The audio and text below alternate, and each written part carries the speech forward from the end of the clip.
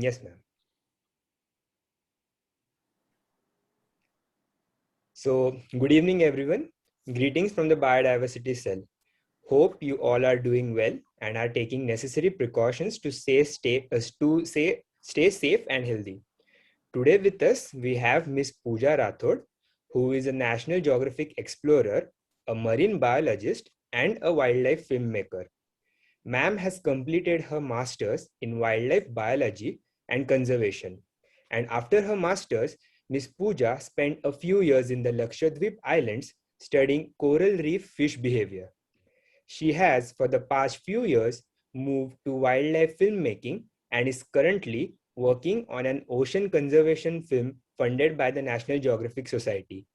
She aims to film many animal behavior and conservation stories in the future. She also runs an ocean initiative called Know Your Fish, which introduced the first sustainable seafood calendar for the year. Before we begin the session, I have a small announcement for all of you. So we will be disabling all your mics and the chat box during the session to avoid any disturbance for ma'am. So kindly keep all your questions handy as we will be having a question answer session after ma'am is done with her session. You can either unmute yourself and ask the questions, or you can put it in the chat box. It will take it after the session. So ma'am, we wish you all the success for your current projects and initiatives, as well as for your future endeavors. With this, we warmly welcome you, and the stage is all yours. Thank you, Parth. I'm a little nervous with all these children looking at me from their screens. I'm just going to share my screen and start.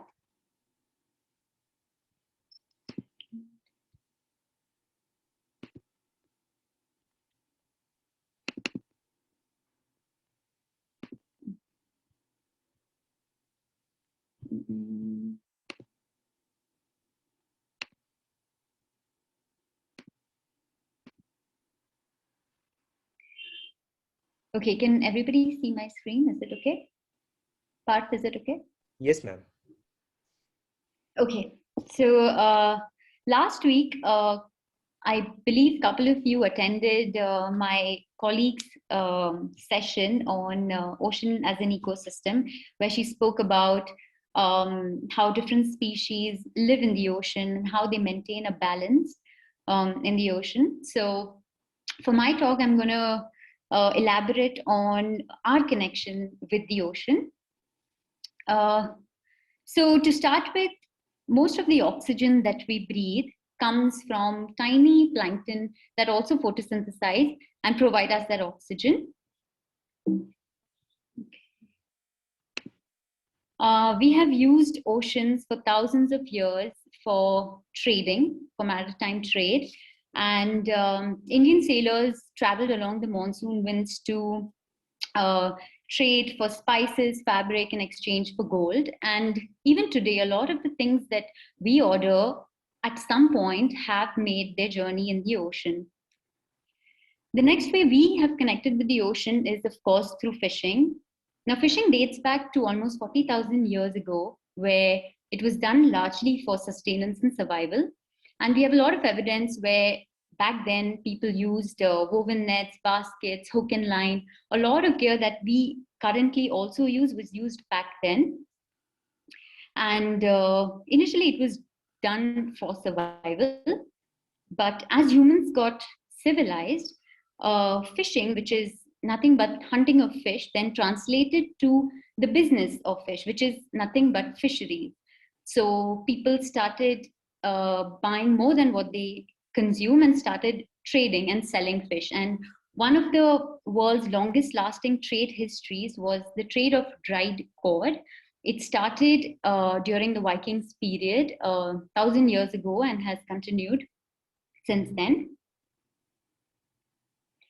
Thomas Huxley, an evolutionary biologist, he once said, as late as 1882, said that all the great sea fisheries are inexhaustible. That is to say that nothing we do seriously affects the number of fish.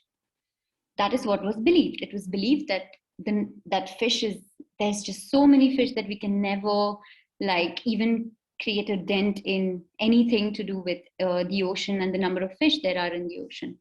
But was that true? And we only found out that it wasn't true in 1992 when the cod fisheries in North America collapsed, and the government, the Canadian government, had to impose a moratorium. A moratorium is like a complete ban on the fishing of cod. And what that meant is that 40,000 people back then, which depended on cod for a livelihood, suddenly had no jobs. So just to quickly talk about what happens when a fisheries collapses is, so there is something called ecosystem collapse, and I will simplify this. Now, if you remove all the top predators, like if you remove all the sharks from the ocean, the number of fish that the sharks eat will increase, and then they themselves have a negative impact on the smaller fish that they eat. And this sort of trickles down to the most the bottommost level in the trophic chain, which I believe Chetna has covered in her talk. So basically, there's an ecosystem collapse. To give one classic example was this is a sea otter, and what it's carrying in its hand is an urchin. Now, an urchin is an animal. It eats like it's a herbivore, so it eats plants. And I don't remember what year, but basically there was like rampant hunting of sea otters.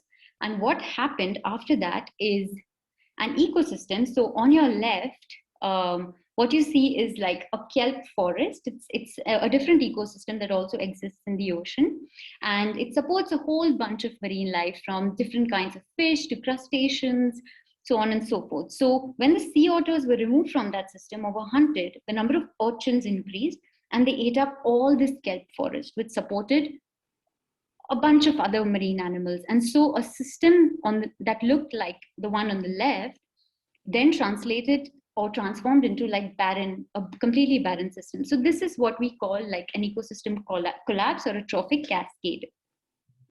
One classic example of, again, overfishing from India is this fish called a sawfish.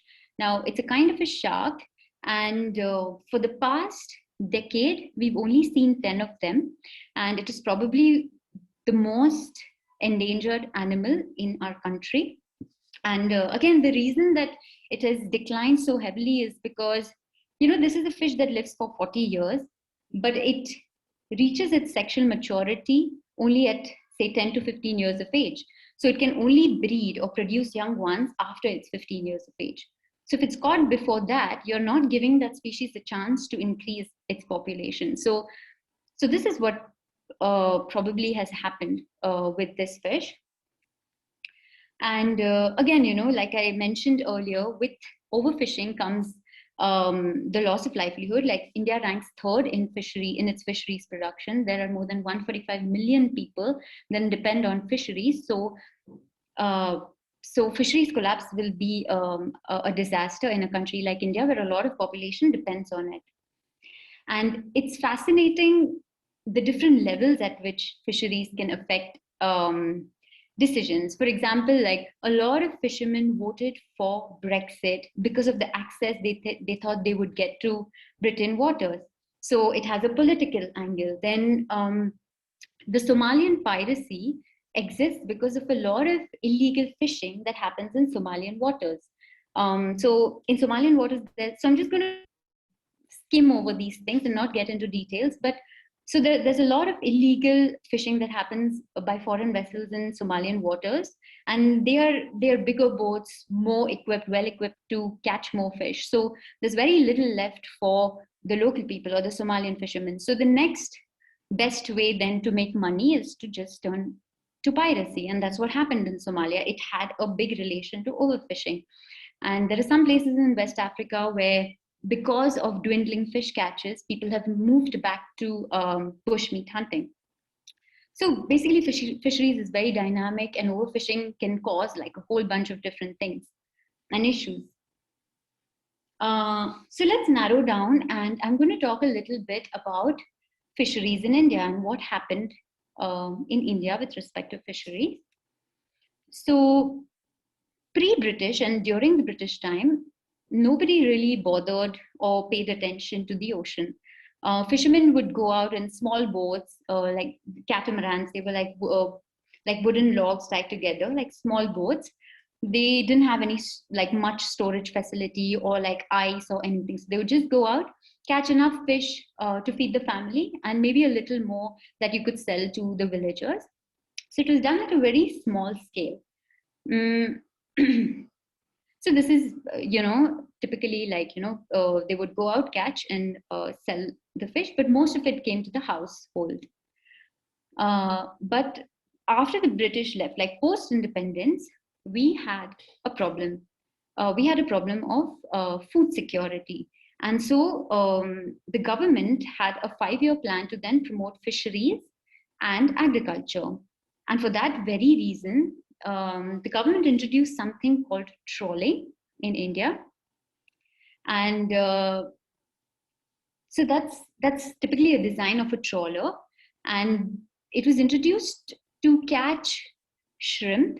And the main reason why it was introduced in the first place was to provide a cheap source of protein for the poor people. So the trawl worked pretty much like this. So the net was submerged to the bottom, and the two boards, they are called otter boards. So they keep the net on this, able to drag on the ocean floor. And then the ship actually pulls this net along. To show you a video, that's how it pretty much functions.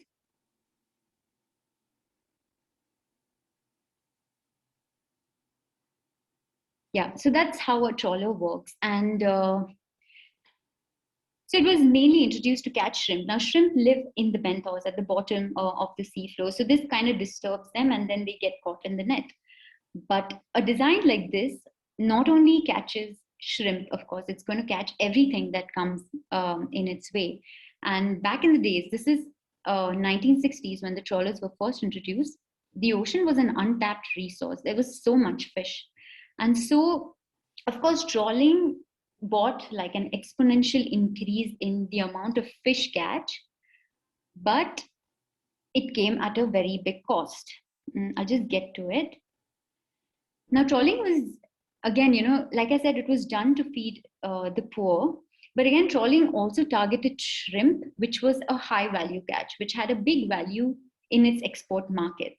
So what would happen is fishermen would go out to trawl, and they had, say they had a limited space. So they would utilize that space just to store shrimp because that would bring them money. But all the other fish that got caught in the process, like what you see in the background of this image, there were like, it could be like guitar rays, there were snappers. There's a study done actually in Tamil Nadu which showed that there were around 114 species of other marine life that got caught during the process of trawling. And all these different kinds of fish, which have a very important role to play in the ocean, were simply discarded or thrown back to the sea. And by this time, they were dead or dying. So to catch like a bunch of shrimp meant like a loss of a whole bunch of other marine life. And the statistics tell us that 1 kg of shrimp was equal to 10 kg of bycatch. Bycatch is just a term for all these discard and trash fisheries. So that is what happened, and basically it was really sad that a fishery that was meant to feed the poor actually shifted its motive to then catering to the export industry and tapping the export markets. And again, we have different kinds of fishing. Trawling is one of them. Then you have fishermen who use gill nets. There are purse nets, dole nets, a whole bunch of other fishing techniques. And there are small scale fishermen who go out in small boats, they cast their nets and catch other kinds of fish with their nets. So they came into conflict with these large scale trawl fishermen. So the trawlers, they would illegally fish very close to the shore. And what that did was it destroyed the nets of these fishermen. It also, like, the design of the trawl net is such that the mesh size is like really tiny. So even the juveniles and the small fish got caught. Like nothing really escapes a trawl net. And what why that's a problem is that a lot of these shallow areas are used as nurseries for like small fish to stay and grow, and the trawlers were catching everything that came in the way. So the small scale fishermen weren't catching enough fish, so they came in direct conflict with the trawlers, which continues till today. And again, like another thing that started to show up, as years passed, and like we were just using better and better fishing techniques, better and more destructive fishing techniques to get more and more fish, was we were fishing out our top predators. Like, so initially there was a huge market for shark exports. So sharks were heavily caught. And then once that starts declining, then you catch the next biggest fish, for example, your groupers or your tuna. And so these fish, every fish is different. And these top predators generally are more vulnerable to over exploitation. By that I mean, like there are some species of sharks, for example, they live for 40 years, but they'll reach sexual maturity, or they are able to reproduce only at say 15 or 20 years of their life. And before that, if they are caught, you're actually stopping that individual to reproduce. So that's what started happening with a lot of different fishing techniques. They were catching a lot of individuals, and this is happening at a rate faster than that particular species could cope with. Mm. Again, like lower down the food chain, you have species like anchovies and sardines that are less vulnerable to extinction because they mature very fast. Like in 2 years, they'll reach sexual maturity. They lay thousands of eggs, and so they're less vulnerable. So basically, we started seeing fewer like larger fish in the catches over the years, and we followed a pattern like which was observed even like in most places across the world, which is called fishing down the food chain. So you basically start with your large predators. Once you finish them or you start getting less of them, you go to your smaller fish, and when you stop getting them, you go to even smaller fish. So I mean, the ones at the bottom of the food chain, they had very less economic value initially, in the 1960s, 70s, 80s. But today they are a priced catch simply because the others are not available. So this is, it's called fishing down the food chain. And now fishing is a very adaptable industry. And basically you move from one fish to another, or like if I'm not getting enough fish here, I will go like several 100 kilometers out at sea to catch more. I will put my nets deeper. Like once the shrimp catch started declining, soon that happened, fishermen started going like much far out and catching shrimp at like 600 meters, like deep sea shrimp at 600 meters, just to be able to make ends meet. So the problem with fisheries is something called spatial fix. So you, instead of finding a solution and working on it at that time, you sort of find like other ways of basically you move the problem from one fish to another and one gear to another. So that's what happens in fisheries. And today, like we have basically capture fisheries is getting harder and harder. Fishermen are struggling to find the fish, and basically, when you go out at sea, you have your fuel cost, you have your crew cost. There are a whole bunch of things that you need to account for, and the fish that you get in return has to be profitable, and that's not happening. And so you see a lot of fishermen shifting to something called aquaculture, which is basically inland farming of fish in our country. And it feels like it's a good solution because very few people will fish in the ocean, and basically those fish will be able to sort of repopulate. But it's not that simple. So remember these discard fish or the trash fish that was initially thrown back to the sea, that started getting landed now, and then there was a whole new industry of fish meal. Basically all this fish was then dried and processed and converted into fish meal to then feed these fish that were grown in aquaculture. Or this fish meal ends up in your dog food or cat food, or like it's given to agriculture as manure. So it's like this vicious cycle, like it's sort of subsidizing your trawl fisheries. Uh, Now you might be wondering, why am I telling you this, such depressing things on a Sunday? Like, you've all come to attend and learn something, and this is really depressing. But it's it's sort of it's very important for us to know that we have a very big role to play in what happens at sea. Everything that I've mentioned, somewhere we as seafood consumers play a role in what happens at sea. Now, to give you an example, this is the price of pomfret in your Mumbai market. So the price of pomfret ranges from say 200 to 1000 rupees. Now, if you look from January to December, the price of pomfret suddenly drops in July and peaks in December. And you should guess at this time why that's happening, but I will tell you. So August is Ganesh Chaturthi. That's when a lot of people do not eat non-veg. Whereas December is Christmas. That's when a lot of people are holidaying. They want to go out. You want to eat your prawn and your calamari, and you're outside and you're traveling. So you suddenly see that consumers, like we, decide the price of the fish. Even across like a week, at that micro scale, you can see that the cost of the fish varies, because Hindus generally fast on certain days of the week, and you sort of see like a dip in the price of fish on those days. So by this, what we can say is that we as seafood consumers decide the fish prices, we decide what fish is caught, and therefore we decide the fishing practices, largely the fishing practices that are used. And because we know that now we as seafood consumers have a role to play, me and two of my colleagues who are also on this call started an initiative called Know Your Fish, which is basically to help seafood consumers make their seafood choices a bit ocean friendly, like a way where they will not have a negative impact on the ocean.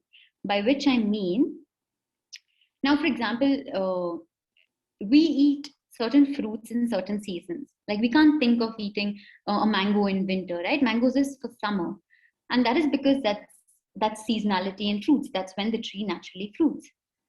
The same with fish. There are certain fish that breed in certain seasons.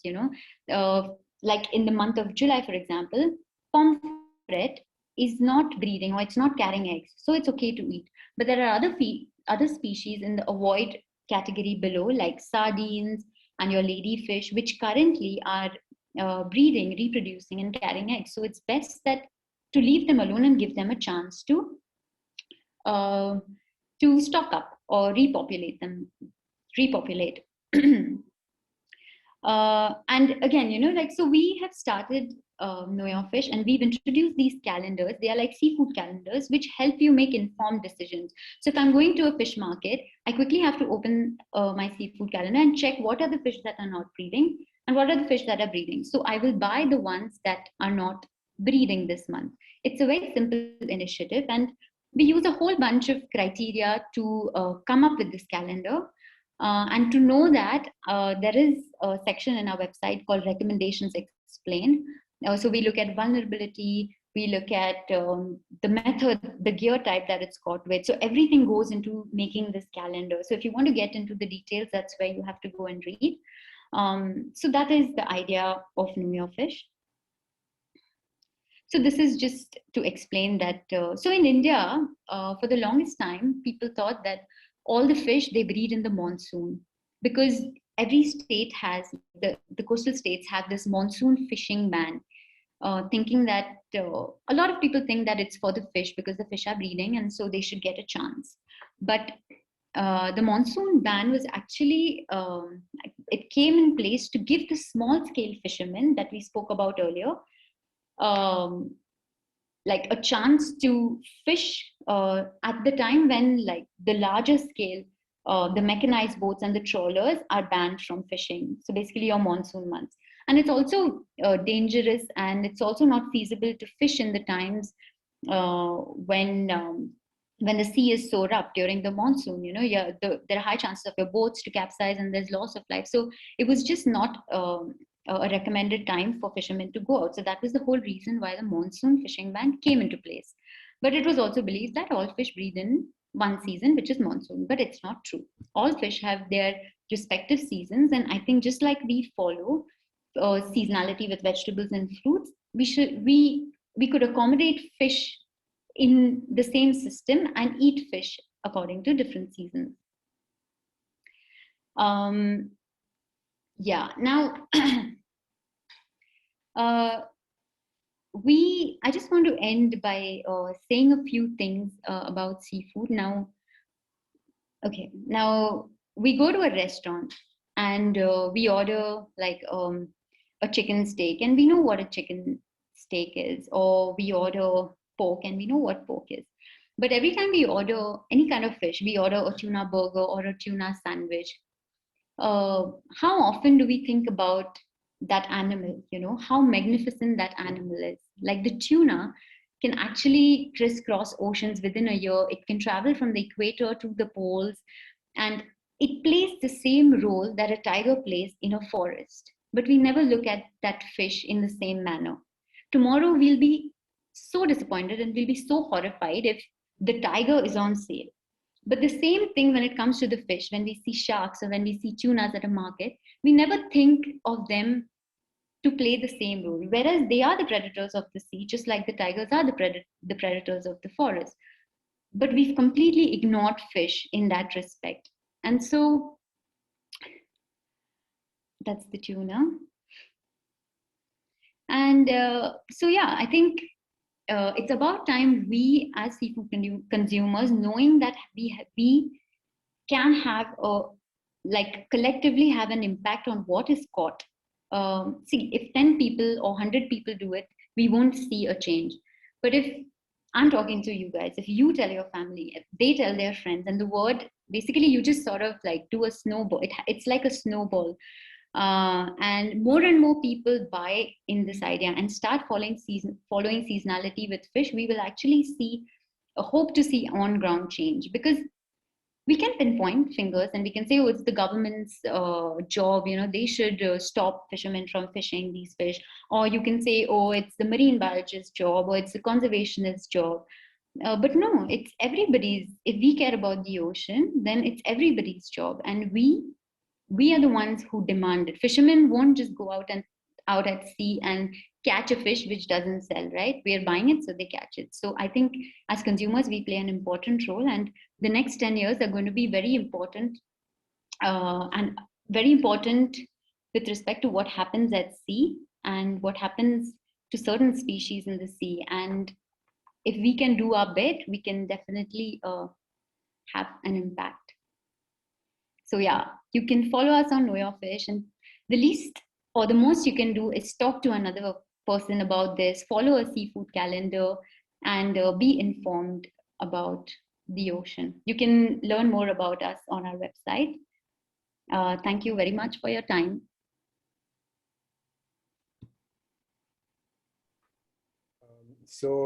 Ma'am, indeed, that was a great session. So we are open for a question and answer session. So while we are doing this session, I kindly request everyone to please fill the feedback form that I have shared in the chat box. It will only help us to improve our sessions in the coming future. So anyone who has any questions, you can just unmute yourself or you can put it in the chat box, and we'll take it one by one. So here, thanks Parth and thanks Pooja. Thank you very much. Now, before we go for question answer sessions, I could see as there are many young students and children in the at, participation today's audience. So we can take question and answers in a way like if children you have question, you will ask one question and one question will go for students of undergrad and postgraduate students. Okay. So yes, you can ask your questions by unmuting yourself one by one.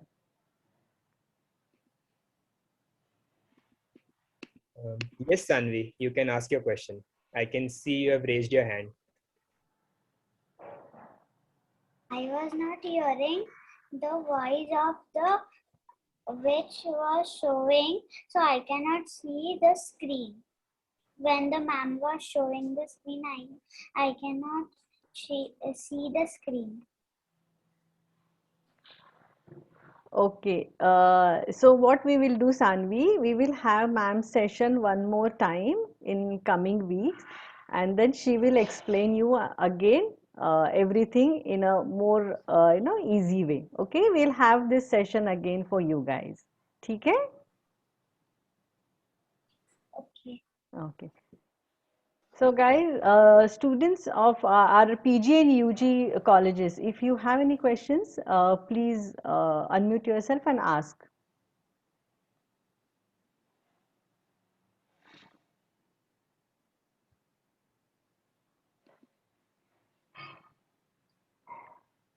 No questions?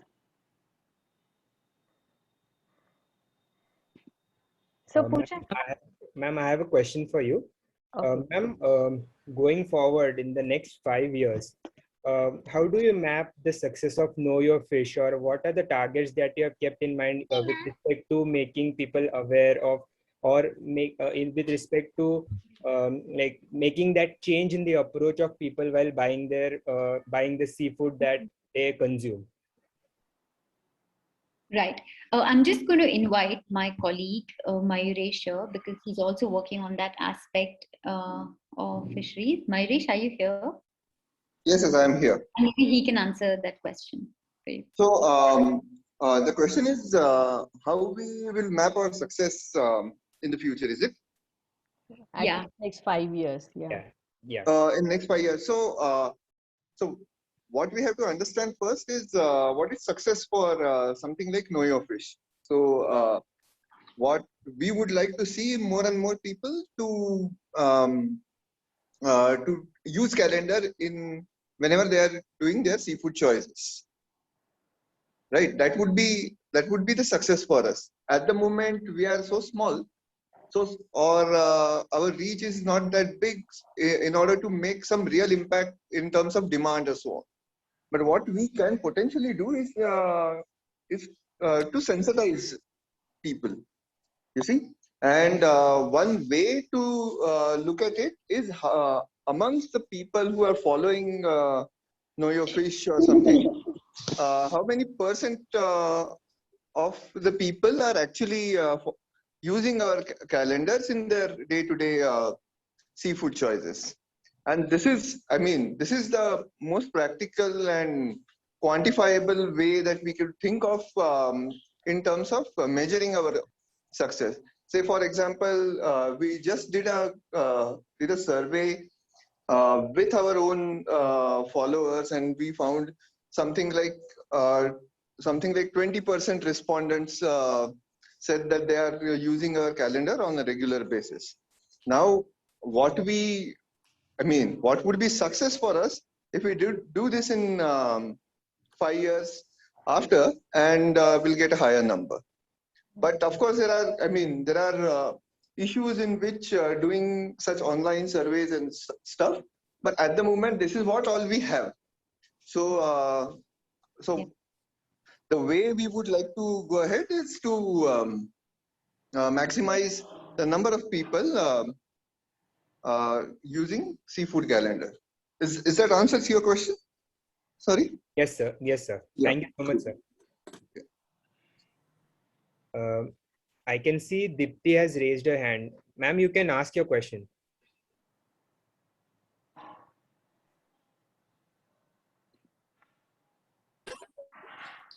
Sir, I am not really Dipti.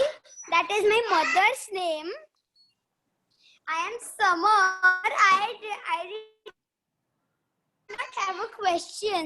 I just wanted to tell you that I like the information and everything in the session. It was very informative.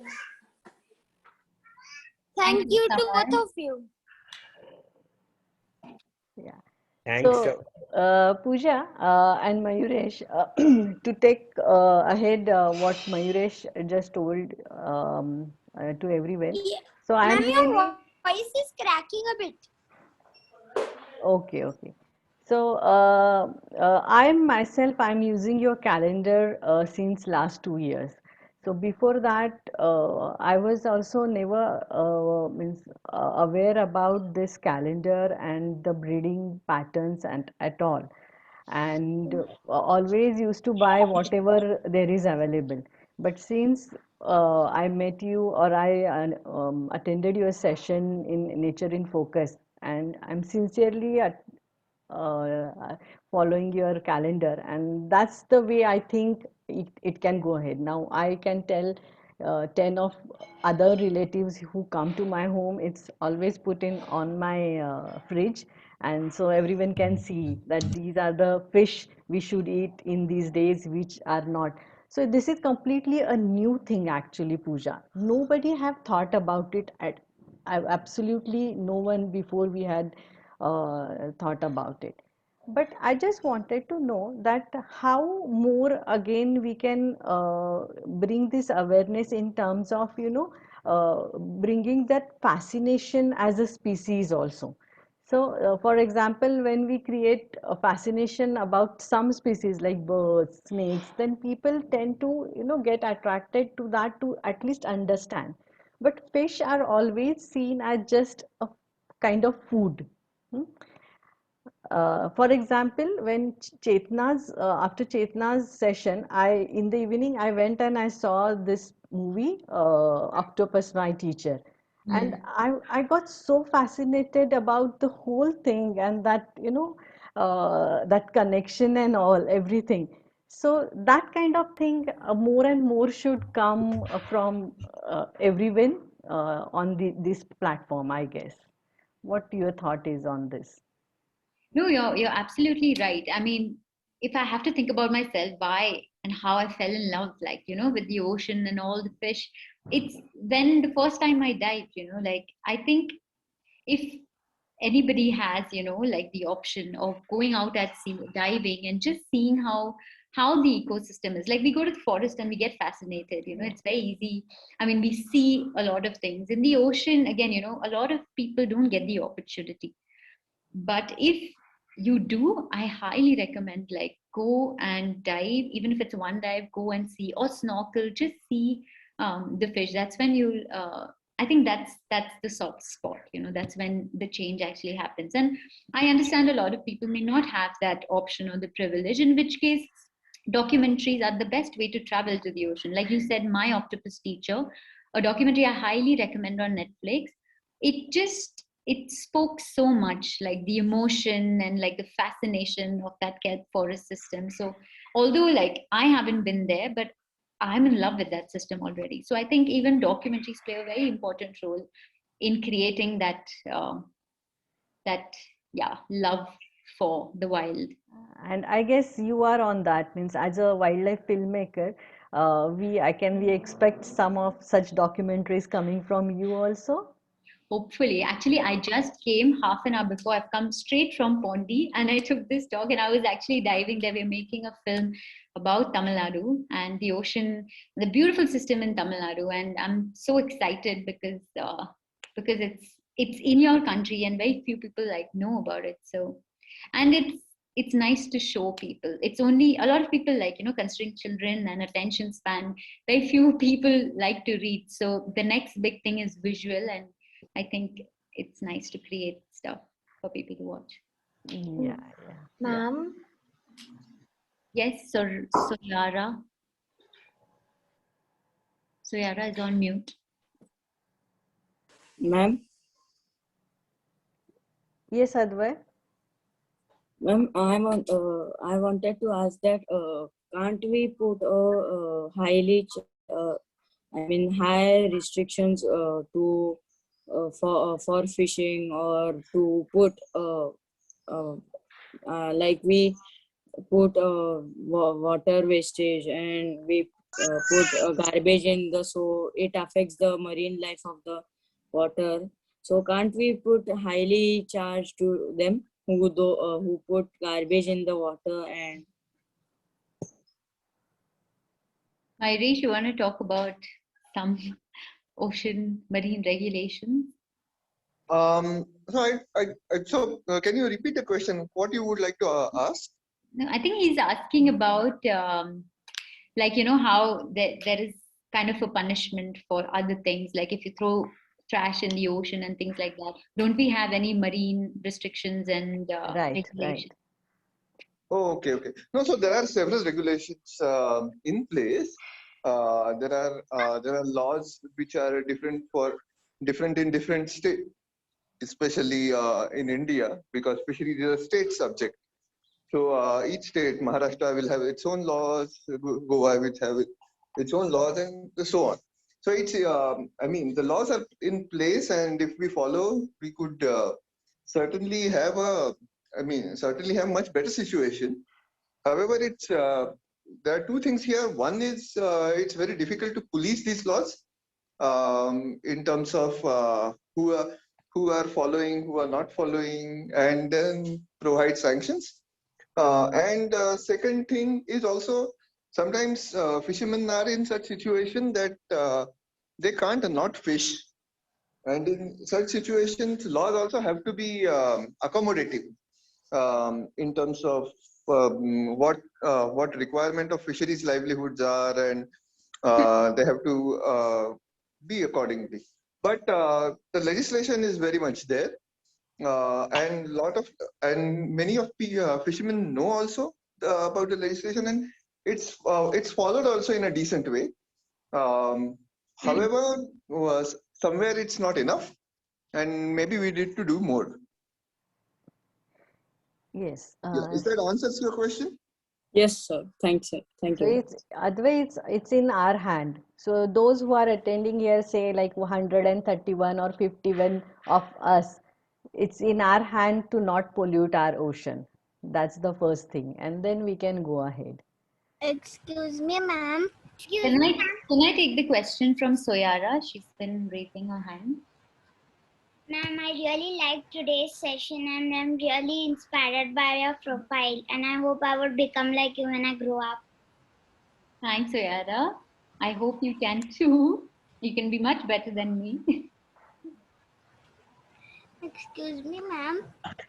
Yes, Shrisha. What's a guitar fish?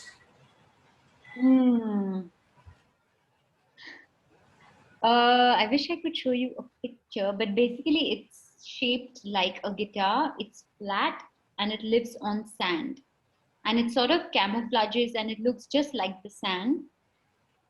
But if you want to see it, you can Google it. And it also has these, okay, Google it. So, what I want to tell all the school children that we will have puja's session for you specially later, huh? Because today's session you may not have understood few things because it was more of targeted for college students. Okay. So, what we will do, we will have her session once again for you guys. So then you can understand more often and you can ask your questions there again. So Pooja, I request you will talk again, and since now you have got introduced to our school children also, let's plan one session for them also as per your convenience later. Yes. You all school children, you can keep your questions with you. We will definitely have Pooja again for you.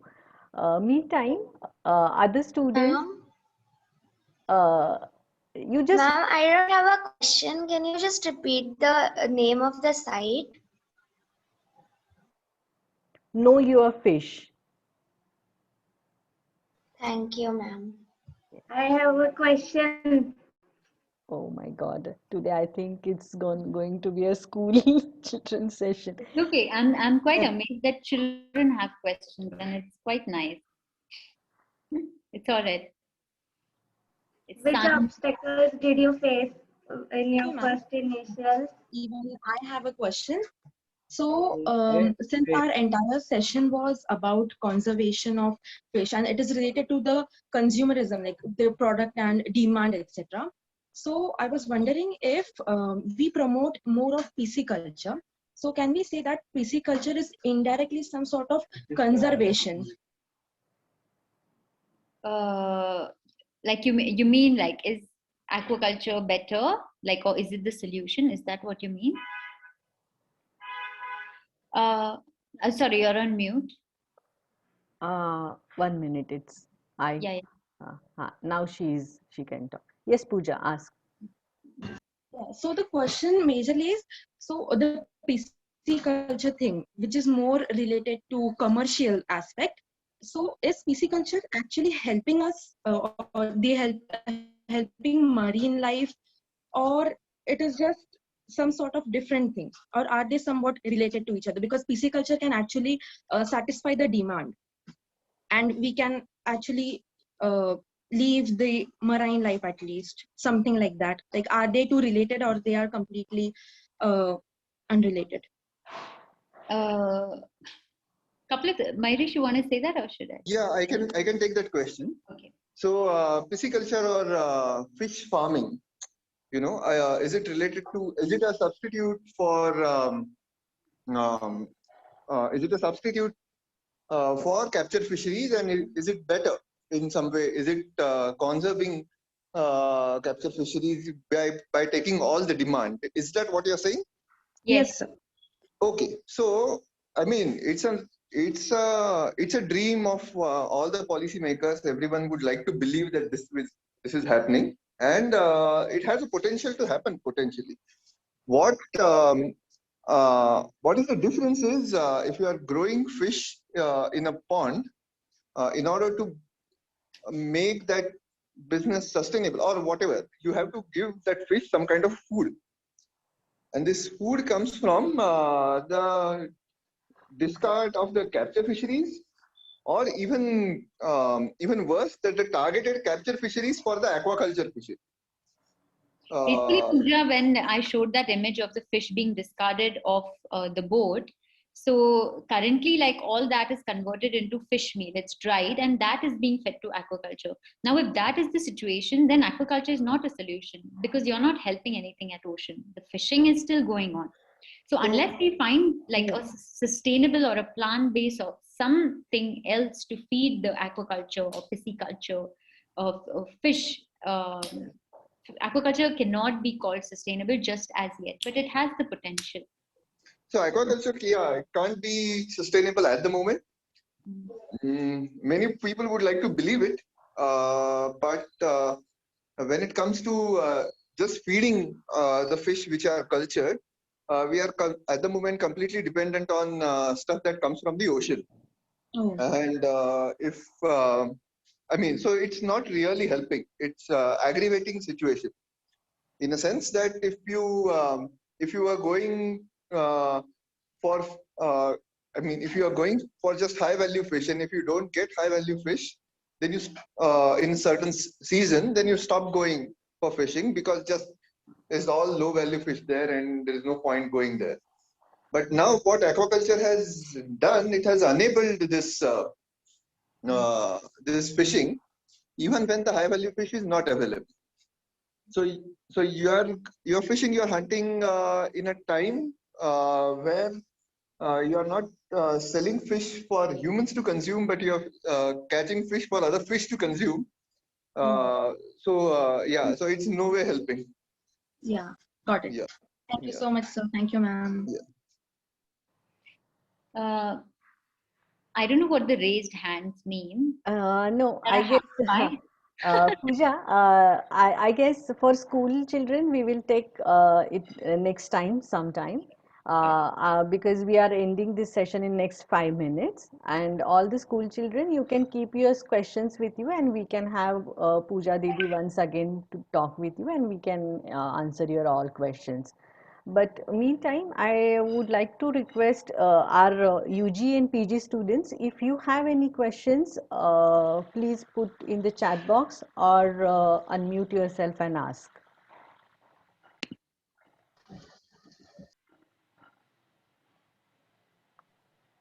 Yeah. Hello, ma'am. Am I audible? Yes, you are. Go ahead and ask. Yeah. Yeah, Pooja, ma'am. I really liked the session. It was quite insightful, and I'm quite fascinated with the calendar that which have come up with. So just out of curiosity, like on what parameters you have figured out this calendar, and if at all, by seeing the climate change that which are facing like right now, like are there any imbalances that which are like occurring with the breeding seasons of fishes? Thanks, Karan. So firstly, like I mentioned, we use a whole bunch of criteria for the fish calendar. Fish breeding seasons is one, but we also look at where in the trophic chain is the fish. So if it's a shark, it's more vulnerable. So we are more conservative to give the breeding season of fish. We'll be more conservative as opposed to if it's a sardine or mackerel. Um, so on and so forth. I mean, on our website, we have a thing called recommendations explained. If you want every detail, like it's mentioned in there, including the published literature that we've used to come up with these uh, calendars. Now, global warming and fish breeding seasons, there is literature that says that the warming ocean can trigger a premature or due or an advance in the breeding seasons of certain fish, and they may change. It's quite possible. And we've actually started this thing, a citizen science initiative for Know Your Fish, where like some of our users wrote to us that the fish that we have mentioned is in season or it is not breeding this month. They went and bought it, but they found eggs in it. Now, there could be multiple reasons for this. Okay. One is that some fish, they breed throughout the year, in like clusters, they would breed throughout the year. In which case, we can't tell people to not eat that fish, right? They will not, not eating fish is not the solution, right? You have to find a middle ground. So we look at the peak breeding season, the time when that is like the breeding is maximum. So we sort of add those months in the calendar and sort of give leeway on the other months. So that could be one reason. And the other could actually be a result of global warming, could be one, like ocean warming could be one. But again, like till you actually go out and test it experimentally, you can't like say for sure, but it's sure possible. Does that answer your question, Karan? Yes, ma'am. Thank you. Ma'am. Hi, Nishan. Hello, ma'am. Ma'am, I had two questions. One regarding, so we have marine sanctuaries, right?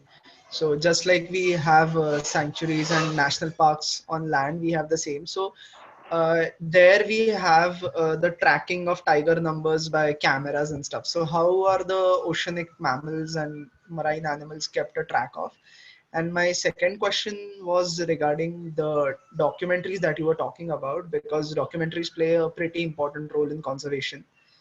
So is there, how can we get, because I saw your documentary on wild Karnataka at the screening at NFAI. So how do we get associated with such documentaries and how do we help contribute to those? For the first part of your question, since Mayuresh works on fish stock, I will let him answer that question about fish stock monitoring. But with wildlife filmmaking, I'm not sure what field you're in, but you just have to take it up. I mean, you could probably do a course to get into wildlife filmmaking, or you can self-teach yourself. I have self-taught myself. I have a degree in wildlife biology, but I do research. Plus, I've moved completely to wildlife filmmaking, simply because like visually telling stories, like you said, has an impact. For people who can't go and see things for themselves, their only medium is on a TV or whatever. So, I mean, if you can email me, I can help you get in touch with a few people if you would like to start. And Mayuresh, can you talk a little bit about monitoring fish stocks? Sure. So your question was how we know how much fish is there in the water, is it? Yes, right. How is it kept in track? In certain sense, yeah. So there is a method called there are several methods which people actually do. One of the things that they call a stock assessment. What that method basically does is it it looks at the age structure of fish that you catch. So if say for example, if you fish for 1 hour, how much fish you catch, and what is the age structure of that fish, or you say fish for certain nets, or first 100 fish you catch by hook and line, what is the age structure of that fish? The idea is, if you have a healthy population, you will have more proportion of adult fish compared to juvenile fish. If that proportion starts shifting, that means there is some problem towards more juvenile fish. Then it means that there are less adults in the water. There is some problem, and this is the one way to identify how much fish are there in the water, or at least whether it's a healthy population or the population which is declining. Recently, there are techniques like genetic allele frequency which have been used. So basically, using genetic methods, what we estimate is the variation in the population. If the variation in the population starts going down, that means there are less and less individuals from where we are getting genetic data. And that is a classic sign of overfishing. So, but I mean, as you understand that these. Go on. Soham, just a minute. Sir is talking, so you can talk after that, okay?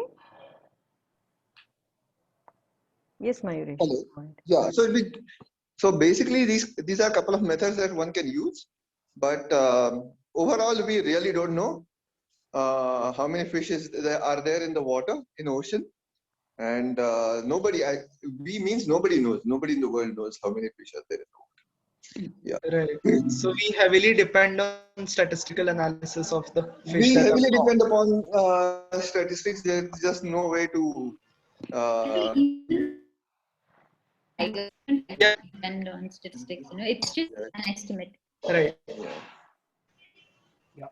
And, Hello. yeah. Hello. Yes, go ahead. Anisha wants. I am Tanisha and I have a question. Okay, ask Tanisha. Which stickers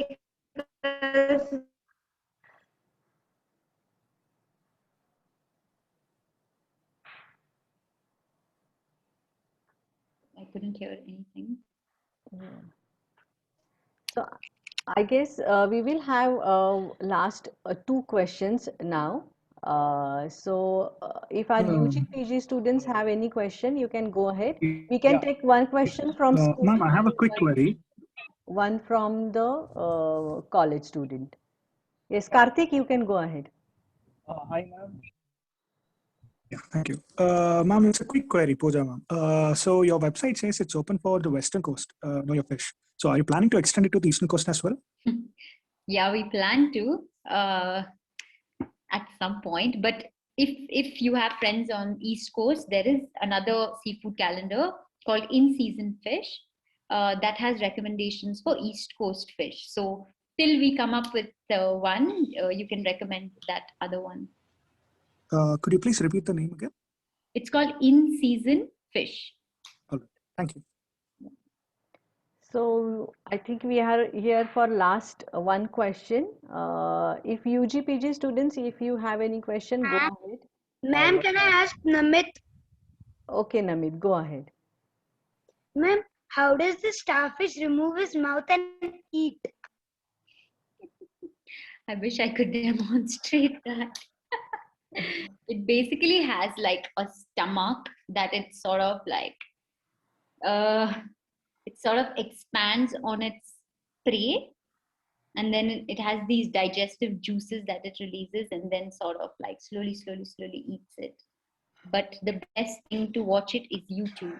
If my explanation was terrible, resort to YouTube. So ma'am, I got to know. Okay. Sanvi, we will call madam later to talk to you all guys. Okay. Now we have to end the session. because she also has to go, and we will call her again, invite her for you all students. Okay. So with this, we are ending this session today.